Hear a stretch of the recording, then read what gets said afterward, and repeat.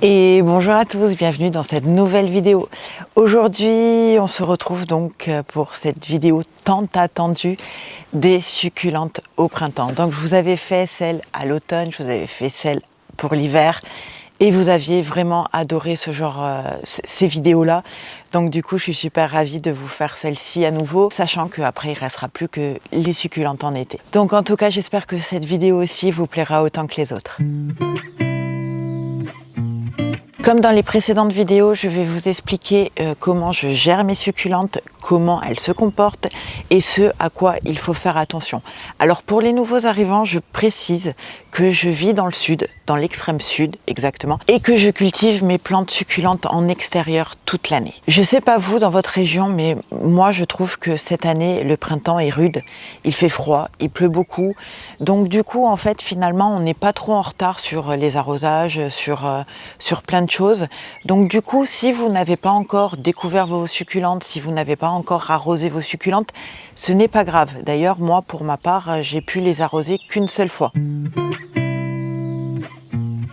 Première étape, on va découvrir les succulentes. Donc pour ceux qui les mettent à l'intérieur l'hiver, vous pouvez les sortir la journée quand il y a du soleil, ça va leur faire un bien fou. Vous pouvez toujours les rentrer la nuit parce que les nuits sont encore fraîches. Et pour ceux qui les ont couverts d'un voile d'hivernage ou mis dans une serre, vous pouvez ouvrir. Vous pouvez ouvrir sans problème, mais gardez quand même la protection à portée de main au cas où il y ait des jeux. D'ailleurs, moi, je les ai découvertes un petit peu trop tôt et j'ai eu des petits dégâts. Je suis déçue de moi, vraiment déçue de moi. J'étais trop pressée, il y a eu quelques jours de beau et puis je me suis dit, ça y est, c'est le printemps. Mais pas du tout, on a eu une grosse vague de gelée qui a duré trop longtemps pour mes plantes et il y a eu quelques dégâts, dont mon Sedum burrito qui était magnifique. Bon, en revanche, il a fleuri. Donc, c'est pas tout perdu. Donc là, je l'ai taillé, je vous montrerai ça dans une vidéo entretien. J'ai commencé à vous en préparer, j'en suis déjà à ma 3e. Donc je vais vous faire quelques petites vidéos où je prépare, en fait, je nettoie, je taille, je fais tout ce qu'il y a à faire pour les plantes et du coup, je vous parle de chaque plante individuellement. Donc j'espère que ce nouveau format vous plaira. Deuxième étape, on va inspecter ces plantes. Donc on va voir les dégâts que l'hiver a fait à vos plantes. Donc en les laissant dehors, vous imaginez bien que la plante ne sera pas parfaite. C'est comme toutes les autres plantes des jardins. Il y a des dégâts l'hiver, mais c'est rien. Les plantes vont repartir. Donc les dégâts dus au froid, vous allez voir apparaître des feuilles qui se sont nécrosées, qui sont devenues noires. Voilà. C'est pas dramatique, c'est juste un coup de froid, il n'y a rien de grave, la plante va repartir, elle va vous faire de nouvelles feuilles sans problème. De laisser vos plantes dehors, finalement, ça les renforce, donc peut-être que l'hiver prochain, elles se comporteront encore mieux. Ensuite, en fonction de si vous avez pu abriter correctement vos plantes de la pluie, vous allez peut-être avoir des plantes qui ont eu un excès d'eau et qui ont pourri. Moi, pour ma part, j'ai fait vraiment une installation de fortune, j'ai fait vraiment avec les moyens du bord. Et finalement, je m'en sors pas trop mal, j'en ai perdu que 2. Donc je suis vraiment contente. Elles ont pris trop de pluie, c'était les plantes qui étaient un petit peu sur le côté et du coup, elles ont eu trop d'eau. Mais bon, c'est pas grave, ça me servira de leçon pour l'année prochaine. Troisième étape, on taille et on nettoie. Donc on va venir enlever toutes les feuilles abîmées, toutes les feuilles mortes. On va venir nettoyer la surface du terreau. On va venir vérifier qu'il n'y ait pas de nuisibles parce que c'est à ce moment-là en fait que les œufs des cochenilles vont éclore. Pas le nuisible le plus meurtrier des plantes, mais quand même c'est assez pénible, c'est assez compliqué à les enlever. Pour ma part, je sais qu'à chaque fois, elles se logent dans les racines et c'est un calvaire. C'est aussi le moment de faire vos boutures, donc des boutures de tête, des boutures de tiges, des boutures de tronc, des boutures de feuilles. Je vous ai déjà fait plein de vidéos à ce sujet. Elles sont vieilles, donc je vais peut-être les réactualiser, mais elles sont toujours d'actualité finalement. Là, au printemps, c'est le moment où les plantes succulentes en fait sont au maximum de leur vitesse de croissance et donc c'est parfait pour faire les boutures. On va tailler toutes les parties de la plante qui est abîmée ou on va tailler la plante si la forme ne vous convient pas. C'est vraiment le meilleur moment. Ça vous permet en plus de faire des boutures, donc c'est vraiment... Et puis c'est tellement satisfaisant. J'adore nettoyer mes plantes, j'adore les tailler, j'adore ça. Vous allez pouvoir le voir dans les prochaines vidéos qui vont sortir. 4e étape, on reprend les arrosages. Alors, mis à part les plantes qui ont réclamé de l'eau durant l'hiver, comme les éoniums, comme les sénéciaux, comme les aloés, ce sont des plantes qui ont besoin d'eau durant l'hiver. Normalement, vous n'avez pas arrosé les autres, logiquement. Donc, c'est le moment de reprendre les arrosages, mais à condition que les températures de chez vous vous le permettent, donc que, on va dire, en journée, les températures sont au-dessus de 15 degrés et la nuit, aux alentours de 5 grands maximum. On va les arroser le matin parce qu'il faut absolument laisser le temps au terreau de sécher et on arrose uniquement s'il n'a pas plu, que le terreau est sec en totalité. On arrose aussi les jours où il fait grand soleil pour limiter les dégâts. On ne sait jamais, une nuit fraîche peut arriver sans prévenir et c'est pas le moment. Gardez quand même votre voile d'hivernage ou vos protections près de vos plantes. Moi c'est mon cas, mais je vous le dis franchement, je m'en suis pas servi, sinon j'aurais pas eu de dégâts sur mes plantes. Mais voilà, il y a encore des nuits fraîches, on n'est pas tout à fait en mai, là on est mi-avril, donc ça devrait pas tarder. J'espère qu'on aura un mois de mai correct. J'espère, parce que là, quand même, ça caille. Et nous, en général, à cette période-là, il fait déjà 20 degrés la journée. On est à peine à 15. Donc, vous voyez, il y a quand même une différence de température entre ce qu'il devrait faire et ce qui est. Donc, voilà, je trouve qu'on a vraiment un printemps rude, en tout cas pour ma région.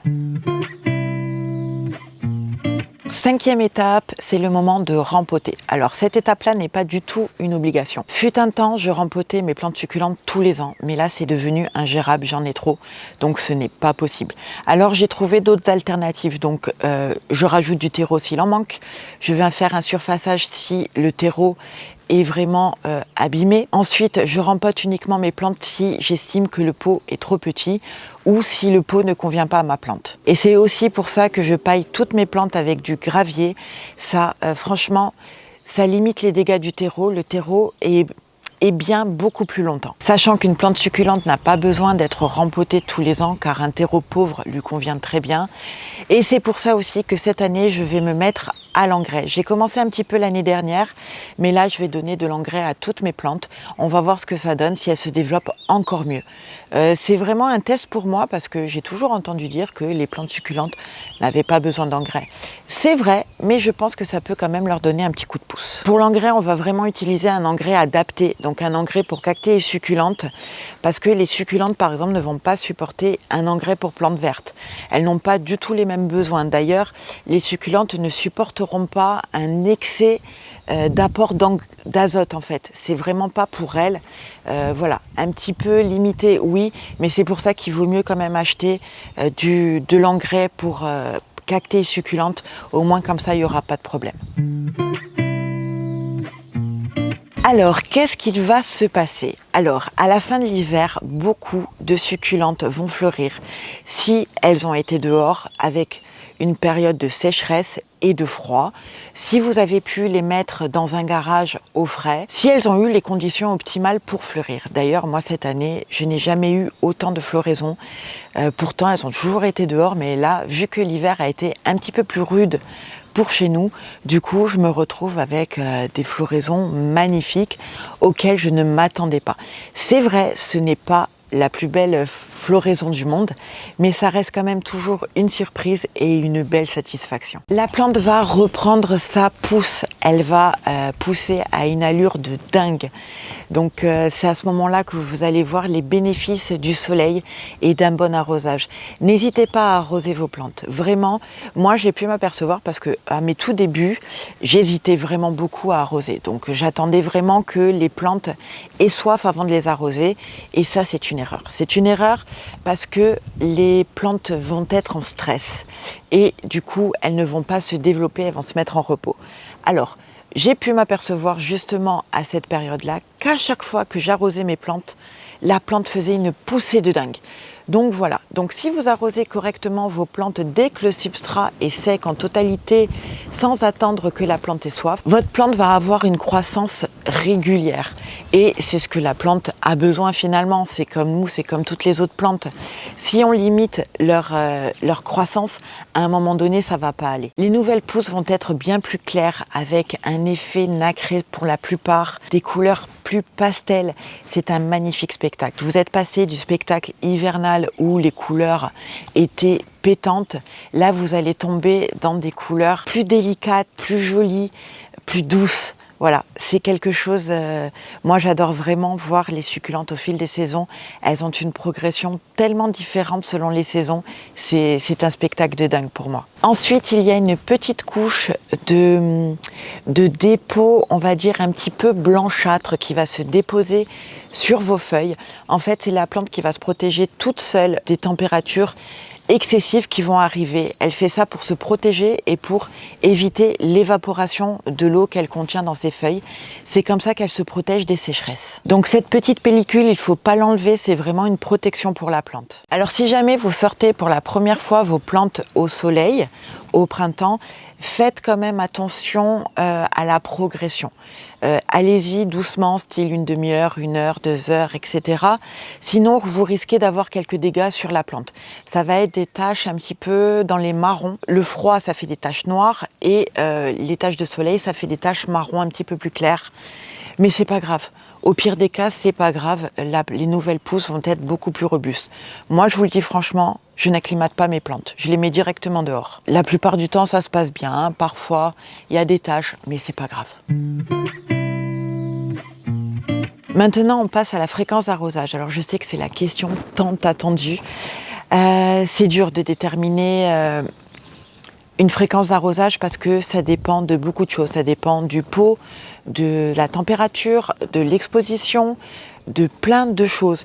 Mais on va dire qu'approximativement, on va venir arroser nos plantes au printemps 1 fois par semaine. 1 fois par semaine, à condition que la plante n'ait pas pris de pluie, à condition que le terreau soit sec en totalité et à condition d'arroser le matin. Et ensuite, on fait vraiment attention à protéger ces succulentes si jamais il y a des pluies prolongées. Moi, pour ma part, comme vous voyez derrière, mes plantes font le monte-et-descend. Donc vous avez vu que j'ai une étagère en plastique. Donc quand il fait beau, je sais qu'il va faire beau pendant 1 semaine, je les mets au-dessus. Et si je sais qu'il va pleuvoir plus d'1 jour, je les remets en bas. Je les laisse prendre la pluie 1 jour, puis je les redescends.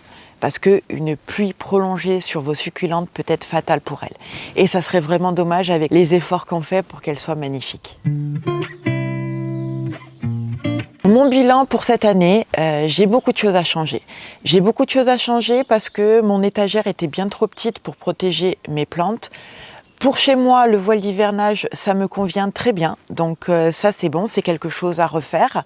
Mais il va falloir que je fasse une nouvelle installation. De toute façon, mes plantes vont déménager.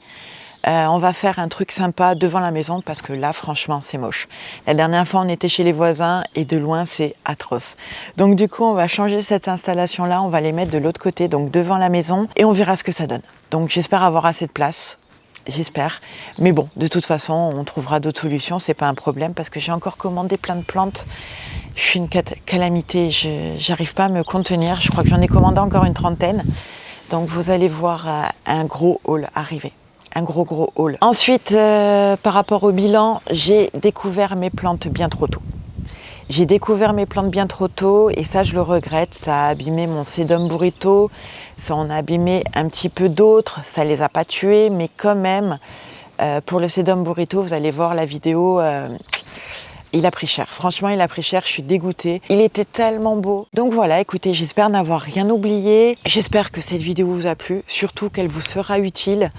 Et puis voilà. Sinon, on se retrouve très vite dans des prochaines vidéos et je vous fais plein de gros bisous.